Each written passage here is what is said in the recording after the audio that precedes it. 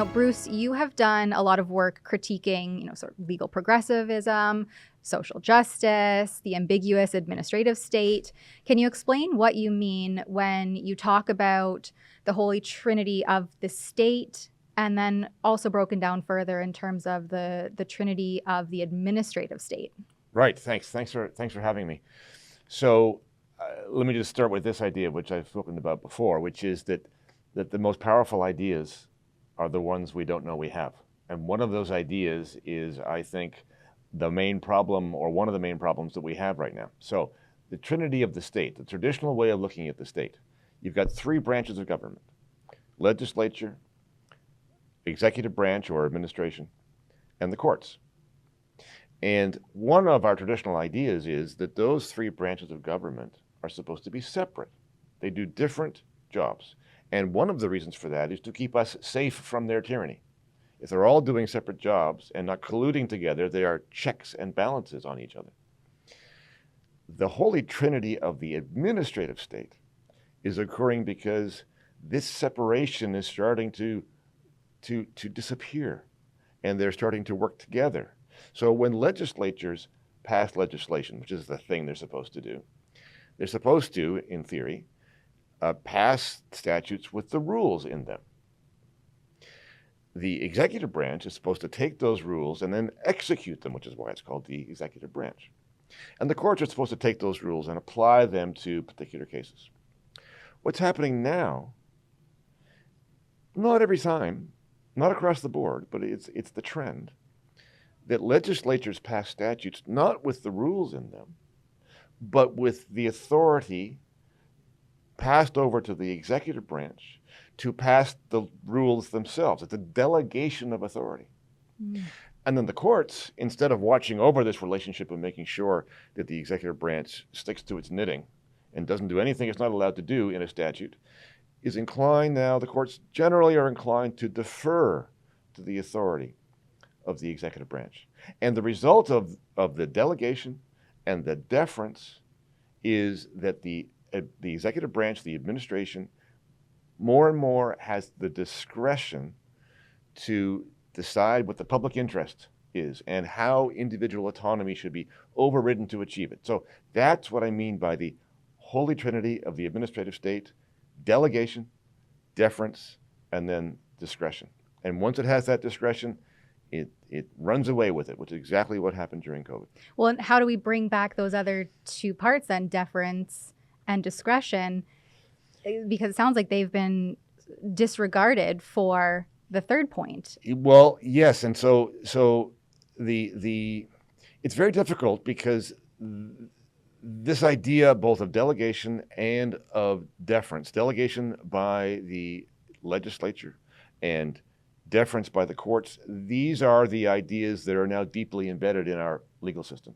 It is a fundamental belief in the validity, indeed the necessity, of having an administrative managerial state. In other words, the idea is society can't function unless we have experts and officials with the authority and the discretion to tell us all how to behave.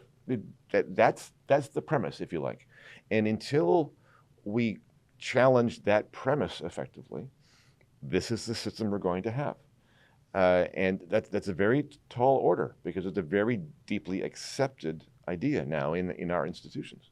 Well, and as they move forward to quash the ideas that we don't even know that we've had, because the public arena, as we see, will be censored basically by the ambiguously worded pieces of legislation that I covered as the first part of this monologue. Right. And so when you don't even bring those ideas that we don't know we have into the public arena and debate them and have robust discussion and further refine the ideas and arguably also refine the rules around legislation, then where does that lead us legally? Right. Well, see, it's a self-enforcing problem, right? So you identify this problem, and then what is happening, including in the statutes that you were referring to, is that the job of policing what is spoken about and what is seen online and so on are delegated to government agencies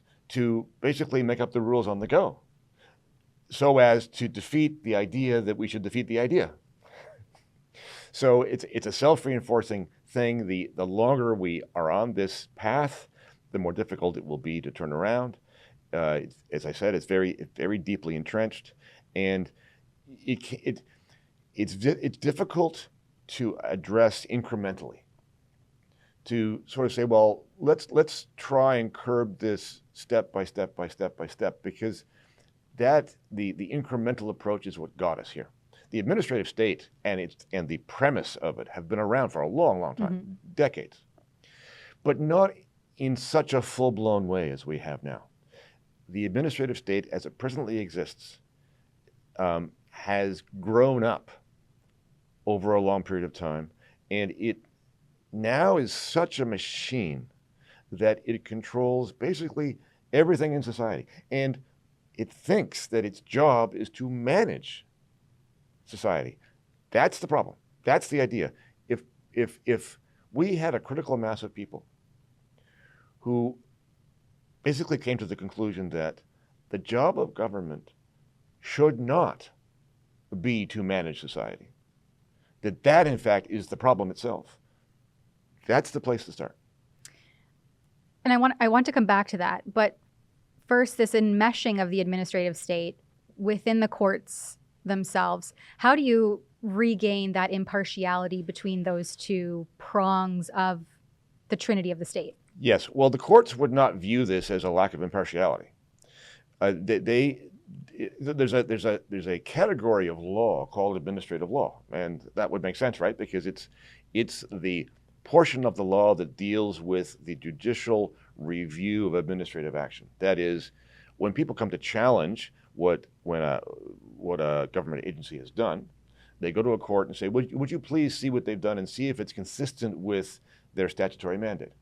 Now, that's the moment where there's a tendency on the part of the courts to defer to the agency. That doesn't mean it's carte blanche. It doesn't mean that they never say it's wrong. Not at all. But on balance, that's the inclination, as opposed to what could have been the opposite view. And some would argue, and I would be inclined to agree with them, that we had an opposite view at some point in the past. The opposite view would be this, that administrative agencies actually should not be allowed to do anything unless they have explicit instructions and mandate within a statute from the legislature. So instead of that default position, more and more we're getting to the other default position is, well, as long as it's sort of within their basic mandate, and as long as they have been reasonable in interpreting that mandate, and they've shown sort of why they're justified, well, then it's going to be okay. That idea is going to be difficult to shift, but I think it needs to be. And that is only, like you stated, coming from a public groundswell of enough people demanding a change in that regard? Yes. So one of the realities of the law is that it's a product of the culture. One of the reasons that people have had faith in the law that has been dashed during COVID is that they thought the law would save them. And it didn't. But the law is a product of the culture. So if the culture goes a certain way, the law is likely to follow. And so there's no direct relationship between what the public thinks and what happens in a particular case, because that wouldn't be proper. But in terms of the large trends in the culture itself, those do have an effect. So if you had a culture that got to the point of saying, this system of government is not working, it's wrong, we don't believe it anymore, then you would see probably slowly an evolution of the law, both in statutory terms and in terms of what the courts did, towards that resolution. But we're nowhere near that right now. That was an excerpt from the Ezra Levant Show. I'm Ezra Levant. Every weekday, I do a monologue about the topic of the day. Then I interview a fascinating guest either in studio or via Skype. And then I read your mail, whether it's fan mail or hate mail, which is sometimes even more interesting. This is on our premium service, though, called Rebel News Plus. Go to rebelnewsplus.com. It's $8 a month or less if you buy a whole year in advance. You get my show every weeknight, plus Sheila Gunn Reid's show every week. It's called The Gun Show. It's pretty amazing. You know, we rely on you because we do not take a dime from the government. In Canada, that makes us almost unique. So please help us out and help yourself to some great journalism at rebelnewsplus.com.